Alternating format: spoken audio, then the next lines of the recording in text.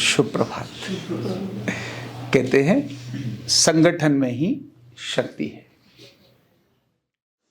और गुरु गोविंद ने कहा था 1.25 लाख से 1 लड़ाऊं, चिड़ियों से मैं बाज लड़ाऊं।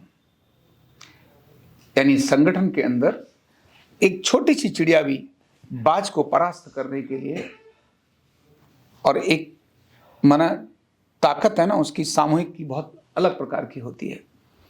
और वेदों में भी वाक्य है, संगच्छध्वम संबद्धध्वम संभो मनांसि जानताम देवा भागम यथा पूर्वे संजानाना उपासते। संगठित होकर चलें, संगठित होकर विचार करें। जिस प्रकार देवताओं ने अपने अपने भाग का स्वयं होकर के उपार्जन किया था, थे सभी संगठित, लेकिन अपने अपने भाग का वो उपयोग और अपना कर्म करते थे, लेकिन संगठन के रूप में चलना। संगठन एक बहुत बड़ी शक्ति होती है। एक सामान्य सा व्यक्ति भी जब संगठन में चलना शुरू करता है तो वो असाधारण क्षमताएं दिखाना शुरू कर देता है। अकेला अगर चलता है, अकेला चलता है तो दूर तक नहीं जा सकता। और इसीलिए कहावत भी है कि अगर पहले जाना है तो अकेले चलो, और दूर तक जाना है तो साथ चलो। साथी हाथ बढ़ाना, एक अकेला थक जाएगा, मिलकर बोझ उठाना। संगठन की शक्ति बहुत पावरफुल होती है, बहुत अद्भुत होती है। एक व्यक्ति को कैसे कैसे विकास उसके अंदर कर देती है। अकेला अगर उसने नुकसान किया तो नुकसान करते ही उसके अंदर डिप्रेशन आने की संभावना होगी।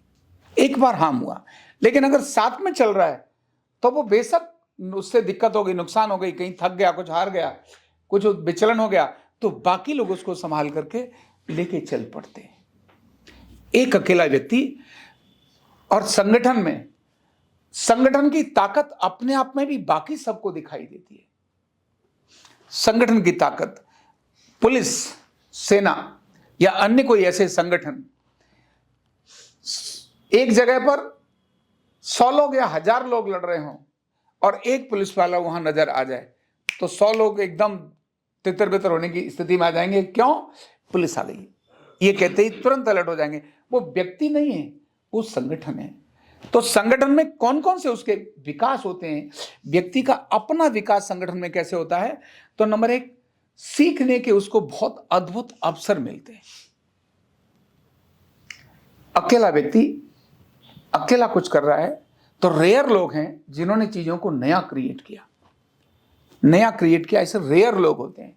लेकिन संगठन में चीजों को देख करके सीखना, ये कैसे कर रहा है, ये कैसे कर रहा है, उसको देख करके जो नहीं आ रहा वो भी, जो कभी नहीं कर सकता था अब वो भी करना शुरू हो जाता है। इसलिए देख करके सीखना, सीखने से उसकी कैपेसिटी और क्षमताएं विकसित होती हैं। एक दूसरे को गलतियों की संभाल होती है। गलतियां हर व्यक्ति करता है, लेकिन कोई संभालने वाला तो होना चाहिए जो देखे, जाने और उसको सुधारे। नहीं तो व्यक्ति गलती करते करते एक बार वो गलत दिशा में चला गया तो वो कहीं चला जाएगा और जाके गड्ढे में गिर जाएगा। निर्णय लेने की क्षमता का विकास होता है संगठन के अंदर। बहुत सारे टास्क दे दिए जाते हैं, अब तुम इसको करो। अकेला निर्णय लेते समय 25 बार सोचता है होगा कि नहीं होगा, होगा कि नहीं होगा। संगठन में उसको निर्णय लेने के लिए बहुत अवसर मिलते हैं जब वो कहता है यस अब मैं करूंगा, यस मैं अब ये करूंगा। छोटे छोटे टास्क दिए, उनका उसने निर्णय लिया और अपने लेवल पर क्रिएट करना शुरू किया। छोटे छोटे निर्णय लेते लेते बड़े निर्णय लेने की ताकत उसके अंदर विकसित हो जाती है। यह संगठन के अंदर अपने आप में एक अच्छी शक्ति होती है। सुरक्षा का भाव होता है। सुरक्षा मतलब अगर मुझे कुछ हुआ तो मेरे साथ संभालने वाले बहुत सारे लोग हैं। मुझे अगर मुझे कोई दिक्कत होती है तो मेरे लोग संभाल लेंगे, इसीलिए सुरक्षित रहता है व्यक्ति। कहीं कुछ ऐसा वैसा भी रहा तो बाकी सब लोग खड़े हो जाते हैं। नौकरी व्यक्ति क्यों करता है, व्यवसाय व्यक्ति क्यों कम करता है? क्योंकि नौकरी में एक सुरक्षा होती है। मेरे साथ कुछ भी हुआ तो मेरी नौकरी है, यहां कम से कम मेरा इतना घर तो चल ही रहा है। अदरवाइज तो जैसे ही वो अपना काम करता है, बहुत कम लोग होते हैं, थोड़ा 1 बार 2 बार घाटा पड़ा छोड़ करके बैक मार के चले जाते हैं। और अनेक लोग व्यवसायिक घाटे के कारण से डिप्रेशन और एंजाइटी का शिकार हो जाते हैं। तो सुरक्षा का भाव ये संगठन में होता है। सामूहिक रूप से चलते समय हर प्रकार की सुरक्षा होती है उसको, मानसिक भी लगता है उसको, पारिवारिक सुरक्षा भी लगती है, और फिर उसका क्रमबद्ध तरीके से उसका विकास होना चाहता है। धीरे धीरे जैसे जैसे वो जिम्मेदारी लेता है तो वो आगे बढ़ना शुरू हो जाता है। तो सहज प्रतिष्ठा जो संगठन की प्रतिष्ठा थी वो बाय डिफॉल्ट उसको मिल जाती है। किसी संगठन में एक साधारण सा व्यक्ति भी आने के बाद किसी स्थान पर आता है तो लोग उसको उसके नाम से नहीं जानते, संगठन के नाम से जानते हैं। उसको व्यक्तिगत छोड़ दिया जाए तो वो इतना सब कुछ नहीं क्रिएट कर सकता, लेकिन जैसे ही संगठन में आता है तो संगठन में आते ही उसको समझ आता है बाकी सब लोग उसका कितना रेस्पेक्ट कर रहे हैं। व्यक्ति का रेस्पेक्ट नहीं कर रहे, किसका रेस्पेक्ट कर रहे हैं?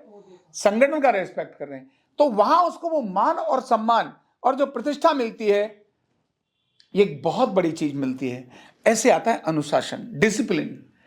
व्यक्ति अकेला होता है ना, तो अकेले होने के बाद स्वतंत्र और स्वच्छंद होता है। अनुशासन का मतलब होता है जो काम जैसे बताया जाए उसको उस प्रकार से करना। जब संगठन के अंदर होता है तो वो दूसरों को ध्यान में रखकर भी अनुशासन के मार्ग पर चलने का प्रयास करता है, दूसरों को देखकर भी उस पर प्रयास करता है, और धीरे धीरे धीरे धीरे वो एक अनुशासित हो जाता है। आप अकेले थोड़े दिन छोड़ दो, अकेले रहने के बाद आपके अंदर कैसी कैसी आदतें आ सकती हैं आप उसकी कल्पना भी नहीं कर सकते। छोटे बच्चे को भी अकेला छोड़ दो, सारी गंदी चीजें ही केवल वो सीख जाएगा। इसलिए अच्छी चीजों का विकास, गुणों का विकास अगर कहीं होता है तो संगठन में होता है। हम शराब पी सकते हैं, आदमी का मन तुरंत शराब पीने के लिए करेगा, आदमी का मन तुरंत सिगरेट पीने के लिए करेगा, आदमी का मन तुरंत चोरी करने का मन करेगा।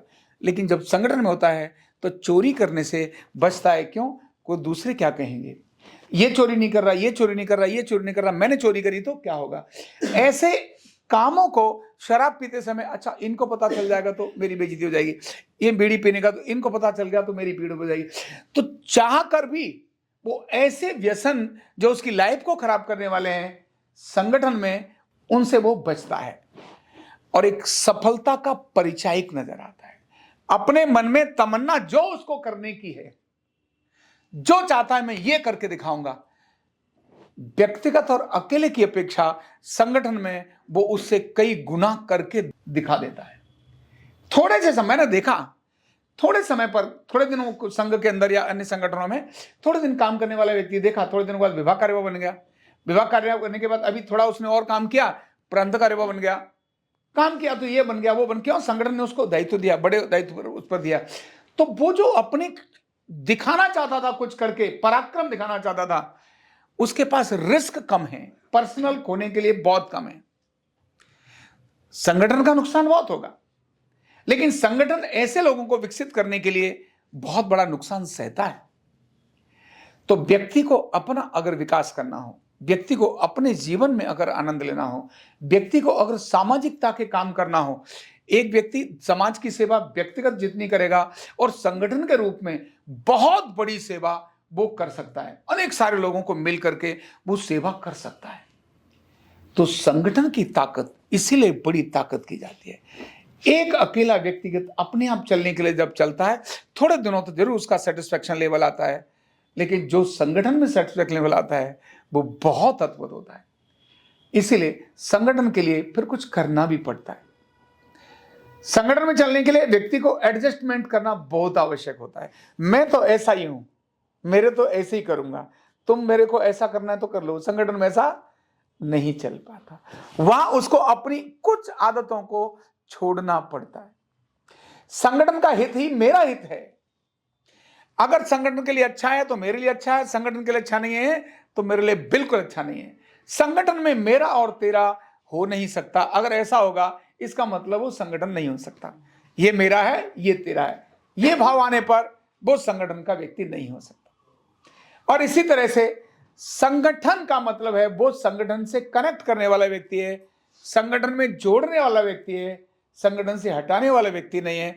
फिर वह एक अच्छे संगठन का हो जाता है। और अल्टीमेटली आता है व्यक्ति संगठन में जब हो जाता है, जब उसके अंदर संगठन आ जाता है, उसकी पहचान से संगठन की पहचान होने लगती है।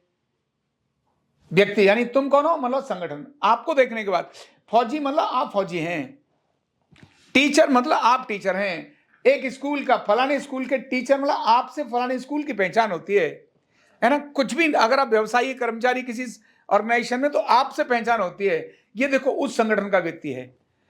आपसे उसकी संगठन की पहचान होने लगती है जब आप वैसे काम करने लगते हैं।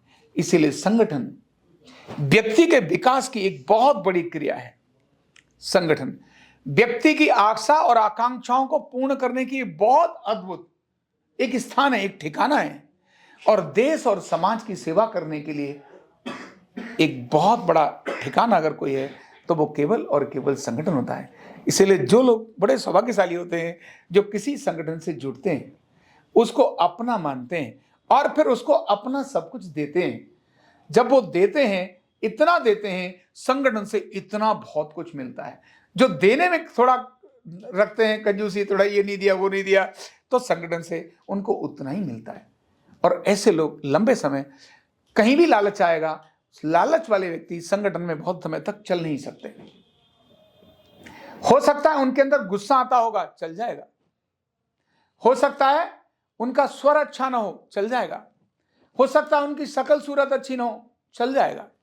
लेकिन अगर उनमें कोई लालच है, अगर कोई पर्सनल एजेंट है या स्वार्थ लेकर चलते हैं, तो ध्यान रखना वो व्यक्ति कभी भी संगठन में ज्यादा दिन नहीं चल सकता। क्योंकि जब भी ऐसा क्रम आएगा, उसके अपने साथी ही उसको देखने लगेंगे, तब वो कहीं आत्मग्लानि वाले स्थान पर आ जाएगा। फिर कुछ न कुछ नेगेटिव चीजें बोल बाल के ऐसा करके वो चल पड़ेगा। और वह संगठन से जब दूर हो गया, तो वो बोले बेशक नहीं, लेकिन अंदर अपने मन में उसको ग्लानि और तड़प हमेशा बनी रहती है। इसीलिए संगठन किसी भी काम को करने के लिए बहुत अद्भुत है, और किसी भी व्यक्ति को कहीं से कहीं जाने के लिए भी एक बहुत अद्भुत मार्ग होता है। Thank you so much. Neurotherapy का कंप्लीट कोर्स सीखने के लिए जुड़िए हमारे ऑनलाइन ट्रेनिंग प्रोग्राम से और जानिए करीब 100 बीमारियों का इलाज बिना दवा और बिना मशीन के। इस न्यूरोथेरेपी ऑनलाइन ट्रेनिंग प्रोग्राम से आप घर बैठे बन सकते हैं गवर्नमेंट सर्टिफाइड न्यूरोथेरेपिस्ट।